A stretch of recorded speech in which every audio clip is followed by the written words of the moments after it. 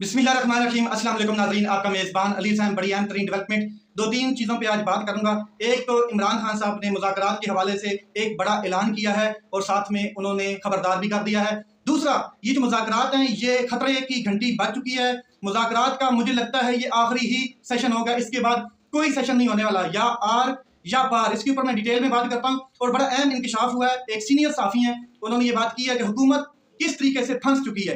हुकूमत इस टाइम इमरान खान साहब के चुंगल में फंस चुकी है और इमरान खान साहब जेल के अंदर बैठ के एंजॉय कर रहे हैं। हुकूमत के जो तहफ़्फ़ुज़ात हैं, हुकूमत की जो भौखलाहट है, हुकूमत की जो जितनी भी वसवसे हैं, इनको इमरान खान साहब जेल में बैठ के एंजॉय कर रहे हैं। इसके ऊपर मैं बात करता हूँ। उसके अलावा इमरान खान साहब ने एक और बात की है कि बुशरा बीबी के हवाले से जो एक गलत किस्म की कंपेन चलाई जा रही है वो झूठ है और मीडिया के ऊपर भी एक खास किस्म की कंपेन शुरू हो चुकी है। बड़े बड़े एंकर ये बात करते हुए नजर आ रहे हैं कि बुशरा बीबी के कहीं बैक डोर राब्ते हैं और उनकी वजह से इमरान खान साहब को कुछ इशारे मिल चुके हैं और इमरान खान साहब बाहर आ रहे हैं। लेकिन सबसे पहले यहाँ पर मैं आज कॉन्स्टिट्यूशनल बेंच, आईनी बेंच बैठा है, दोबारा समाअत हुई है। बुनियादी हकूक के हवाले से जो है समाअत जारी है। जो सिविलियंस का मिलिट्री ट्रायल हुआ है और वो अब जेलों में है, तो उनके साथ क्या सलूक किया जा रहा है, किस किस्म के बुनियादी हकूक उनको दिए जा रहे हैं। आज एडिशनल एडवोकेट जनरल पंजाब ने अपनी जो एक रिपोर्ट है पंजाब की जानिब से वो जमा करा दी कि पंजाब की जेलों में मिलिट्री कोर्ट्स के जो कहती हैं उनके साथ असल में एक्चुअल सलूक क्या किया जा रहा है, ये मैं आपके सामने रख देता हूँ। सबसे पहले मैं आपको बता दूं कि फौजी अदालतों में जो एक ट्रायल हुआ है उसके ऊपर जो इस टाइम ख्वाजा हारिस हैं वो दलाइल मुकम्मल कर रहे हैं और वो कल तक भी आगे जारी रखेंगे। अभी तक उनके दलाइल मुकम्मल नहीं हुए। तो वो क्या कहते हैं जनाब ख्वाजा हारिस साहब कि फौजी अदालतों में सिविलियन के ट्रायल का केस आर्टिकल 233 के तहत सदर इमरजेंसी नाफज करके बुनियादी हकूक मुअत्तल कर सकता है। यानी कि सदर के पास ये इख्तियार है कि आर्टिकल 233 के तहत बुनियादी हकूक को मुअत्तल कर सकता है। कैसे? इमरजेंसी नाफज करके। अब ऐसा मुल्क में क्या हो गया कि वो इमरजेंसी नाफज करके किसी के बुनियादी हकूक ही वो मुअत्तल कर दे। परवेज मुशर्रफ के दौर में भी इमरजेंसी नाफज की गई थी, लेकिन वो तो एक मार्शल लॉ था। इमरजेंसी के दौरान बुनियादी हकूक पर अदालतें से अमल दरामद नहीं हो सकता। इस नुक्ते पर सुप्रीम कोर्ट के फैसले मौजूद पड़े हैं। अदालत अपना इख्तियार इस्तेमाल करवा सकती है। ये मोहम्मद अली मजहर जो है वो कह रहे हैं, जस्टिस मोहम्मद अली मजहर, वो कहते हैं कि अदालत अपना इख्तियार इस्तेमाल कर सकती है। फिर आगे मैं आपको बता दूं कि बुनियादी हकूक का अदालतों में दिफा हो सकता है, सिर्फ अमल दरामद मुअत्तल होता है। जस्टिस अमीनुद्दीन खान साहब जो इस आईनी बेंच के सरबराह हैं वो ये बात कर रहे हैं कि जो बुनियादी हकूक है उनका अदालतों में दिफा हो सकता है, मगर सिर्फ अमल दरामद जो है वो मुअत्तल हो सकता है। वो मतलब कि उसके ऊपर इम्प्लीमेंटेशन नहीं हो सकती है। एडवोकेट एडिशनल जनरल जो है पंजाब, उन्होंने आज 9 मई के मुजरमान की कैद तन्हाई में रखने से मुतल्लिक रिपोर्ट पेश कर दी है।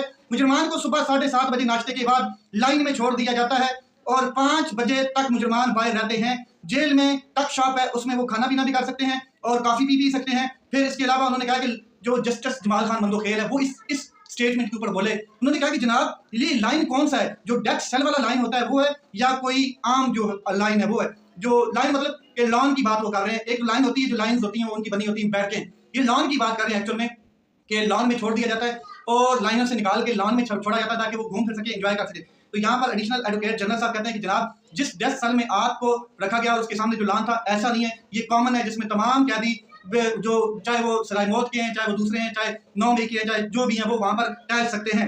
घर से मुसलमान को मैट्रेस भी दिए गए हैं। एडिशनल एडवोकेट जनरल साहब कह रहे हैं इसका मतलब है जो कि घर वाला माहौल है, जो बात कर रहे हैं वकील फैसल सिद्दीकी साहब ने कहा कि आप ये कहना चाहते हैं कि घर से मैट्रेस दिए गए हैं तो मतलब कि घर वाला माहौल है, घर वाला एंजॉय वाला माहौल चल रहा है। तो इस पर जो वकील साहब हैं वो कहते हैं कि आपने गलत बयानी नहीं करनी। यहाँ पर जस्टिस मुसरत हिलाली साहिबा बोली हैं, वो कहते हैं कि घर से मुसलमान को जो मैट्रेस दिया जा रहा है और ये जो आप बातें कर रहे हैं, अगर आपकी गलत बयानी निकली तो हम जेल इस्लाहात कमेटी जो है उससे भी रिपोर्ट मंगवा लेंगे। और साथ में उन्होंने कहा कि मुझे 30 साल प्रैक्टिस करते हुए हो गए हैं। जनाब एडवोकेट एडिशनल जनरल साहब जो पंजाब, ये 30 साल प्रैक्टिस करते हुए हो गए हैं, मैं झूठ क्यों बोलूंगा। इसके ऊपर जस्टिस मुसरत हिलाली साहिबा बोली हैं कि आप एडुकेशन जो एडिशनल एडवोकेट हैं रह चुके हैं, तो मैं भी रह चुकी हूँ, मैंने भी इस ओहदे को इस्तेमाल किया, इस ओहदे की जो अहमियत है मैं भी जानती हूँ। फौजी अदालतों का जो ट्रायल है, फौजी अदालतों में जो ट्रायल हुआ है उसका सिविलियंस के हवाले से बुनियादी हकूक का असल मामला चल रहा है कि उनको किस किस्म के बुनियादी हकूक फराहम किए जा रहे हैं, क्या आम कैदियों जैसे किए जा रहे हैं या इनके ऊपर कुछ स्पेशल ट्रीटमेंट किया जा रहा है, सख्ती की जा रही है, ये असल मामला है। और इसमें जो ख्वाजा हारिस हैं उनके दलाइल अभी जा रहे हैं, वजारत दफा के वकील हैं और उनके दलाइल जो जारी हैं, अभी तक वो मुकम्मल नहीं हुए।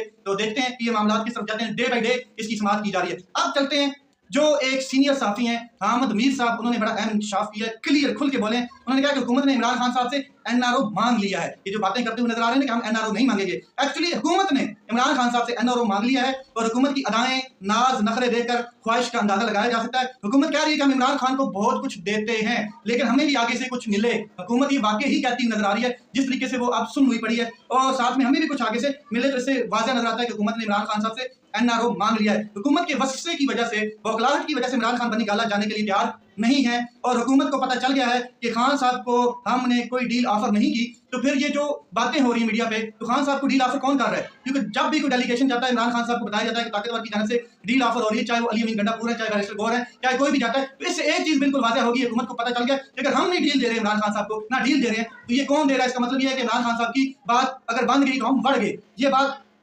अहमद मीर साहब क्लियर कर रहे हैं, कैटेगोरिकल कर रहे हैं। और साथ में उन्होंने कहा कि 90 की दहाई में नवाज शरीफ एजेंसियों से पैसे लेकर बेनजीर भुट्टो के खिलाफ इलेक्शन लड़े। नवाज शरीफ ने 99 में एनआरओ लिया, 2023 में डील की और बेनजीर भुट्टो ने एनआरओ लिया। जुल्फिकार अली भुट्टो जो वो वाइस सियासतदान है जिन्होंने एनआरओ नहीं लिया बल्कि लात मारी एनआरओ को और अपनी एक सियासत को बरकरार रखा, एक नजरिए को बरकरार रखा। इमरान खान साहब भी इसी तरह के एक सियासतदान बन के उभर कर सामने आ रहे हैं और वो भी नहीं चाहते कि मैं किसी किस्म की डील को एक्सेप्ट करूं। इमरान खान की राय को रोका नहीं जा सकता है। मुज़ाकरात कामयाब होते हैं, नहीं होते, नाकाम होते हैं। दोनों सूरतों में इमरान खान साहब को बाहर आता मैं देख रहा हूं। साहबजादा अहमद रजा साहब ने बड़ी खबर दे दी है और अब बात करते हैं बैरिस्टर गौर साहब क्या कहते हैं कि इमरान खान ने मुज़ाकरात जारी रखने और दोनों मुतालबात तहरीरी तौर पर हुकूमत को देने की इजाजत दे दी है। इमरान खान ने कहा कि मुज़ाकराती कमेटी जो है उससे अगर मुलाकात नहीं करवाई जाती तो मुज़ाकरात आगे नहीं बढ़ेंगे। अच्छा, हुकूमत भी इसलिए बार बार ये कह रही है तहरीरी कि लिख कर दें ताकि हम वो पर्ची उठा के घूमें और पाकिस्तानियों को बताएं कि देखें इमरान खान साहब एनआरओ मांग रहा है। हालांकि ऐसा नहीं है, एनआरओ हुकूमत खुद मांग रही है। फिर आगे चलते हैं जी, एक क्वेश्चन हुआ है वो भी मैं आपके सामने रखता हूँ। पाकिस्तान के लिए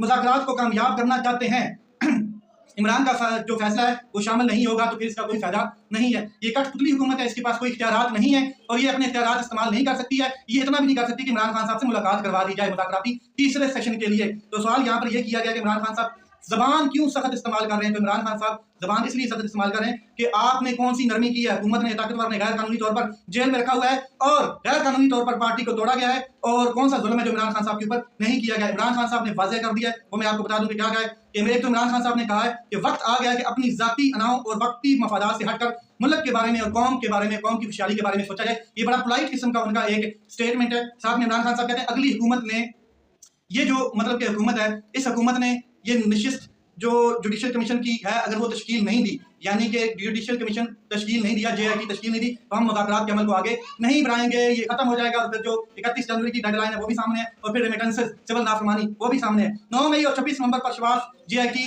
बनाई जाए। अगर नहीं बनती तो मैं इस वाक़े को तब तक नहीं भूलूंगा जब तक मजलूम जो है जिनके साथ जुल्म हुआ है उनको इंसाफ नहीं मिलता। इमरान खान साहब कहते हैं मुल्क में आमरीत का 10 साल ऐलान लाया गया कि 10 साल हमने डिक्टेटरशिप गैर एलानिया तौर पे करनी है, जिसमें से 2 साल गुजर गए हैं और जहां पर जो जज या पुलिस वाला जुल्म का हिस्सा बनता है उसको तरक्की दे दी जाती है। हुमायूं दिलावर जैसे उन्होंने मिसाल दी है और ऐसे कई उन्होंने मिसालें दी है कि जो पंजाब में जज जिन्होंने इंसाफ दिया है उनको ओहदों से हटा दिया गया, उनको घर भेज दिया गया।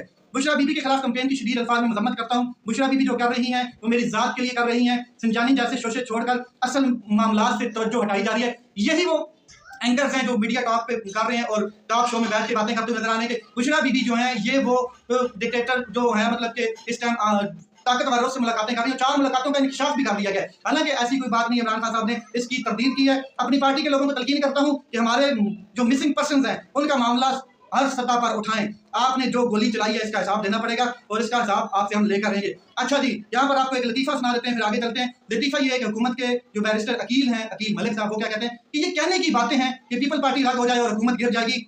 कितने वसूख के साथ ये बंदा बात कर रहा है, कितनी बड़ी सपोर्ट इसको हासिल है कि हुकूमत गिरेगी नहीं। भाई पीपल पार्टी अगर आगे जाए ना, पंजाब में भी आप बढ़ गए और वफाक में भी बढ़ गए। पीपल पार्टी के बुनियाद पर तो आप खड़े हैं, वरना 17 सीटें आपने जीती हुई हैं। इमरान खान इस वक्त सिर्फ और सिर्फ अपने असीरान जो हैं, कैदी हैं, उनका सोच रहा है, अपनी जात का कोई नहीं सोच रहा और इसमें कोई शक नहीं है। इमरान खान इस मूड में थे कि मुज़ाकरात आज ही खत्म हो जाएं, लेकिन इमरान खान अगर मुज़ाकराती कमेटी को मुलाकात का टाइम नहीं दिया जाता, मुलाकात नहीं करवाई जाती इमरान खान साहब से, तो ये मुज़ाकरात बढ़ चुके हैं और ये आखिरी तीसरी मीटिंग होने जा रही है। अगर होती है तो ठीक, नहीं होती है फिर मुज़ाकरात के पीछे पल्ले कुछ नहीं रह जाना। लेट्स सी, मामला कर सब जाते हैं। अपना ख्याल रखें, अपने भाई के इस चैनल का ख्याल रखें। पाकिस्तान जिंदाबाद।